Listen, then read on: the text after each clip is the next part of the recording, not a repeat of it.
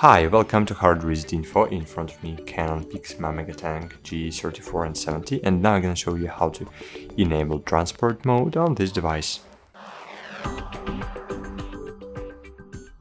If you wanna move your printer from one place to the other place, but not from one place in the office to the other one, but if you wanna move it to the different location, for example, a different city, and you will drive the car or on train, or I don't know. Okay, so when a printer will move intensely on different roads, so you should enable the transport mode. So open maintenance, scroll down, and here find transport mode. Click OK. Can't print until you exit the transport mode.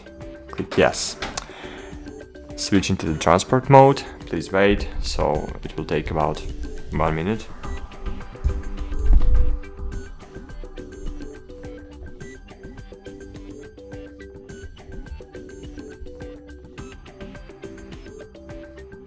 Cool, that's it. Our printer now is in transport mode, but of course you should use the stickers like this, for example, to make it safer. So make safer with the scanner glass and with this cover. Okay, so use the glue, or use something, use the tape to fix it. Okay, and cool, that's it.